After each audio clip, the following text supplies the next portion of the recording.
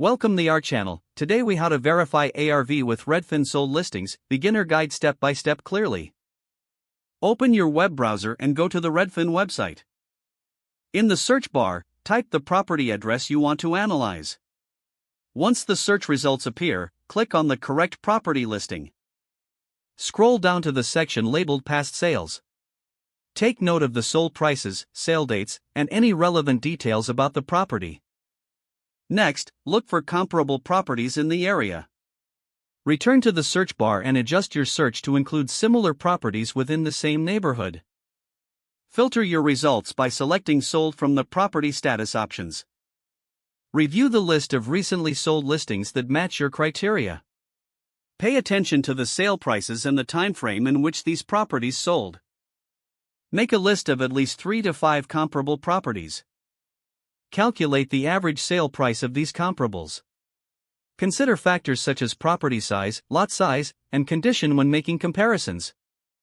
Use this average to estimate the after repair value, ARV, for your target property.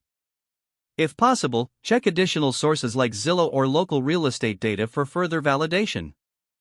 Ensure that your ARV aligns with the current market trends and conditions. Finally, double-check your calculations for accuracy. By following these steps, you will effectively verify ARV using Redfin sold listings.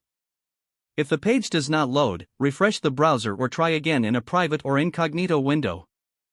Make sure you are using the correct email address, then retype it carefully to avoid small typos. If your password is not accepted, use the reset option and create a new strong password you can remember. Check your spam folder for verification or security emails, then complete any requested confirmation steps. Enable two-factor authentication if available to improve account security and reduce unauthorized access risk.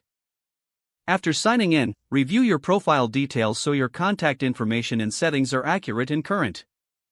If you see an error message, note it down and try again after restarting your device and internet connection. Log out when you finish, especially on shared devices, to keep your account and payment information secure. If the page does not load, refresh the browser or try again in a private or incognito window. Make sure you are using the correct email address, then retype it carefully to avoid small typos. If your password is not accepted, use the reset option and create a new strong password you can remember. Don't forget to like this video and subscribe to our channel for more step-by-step tech guides.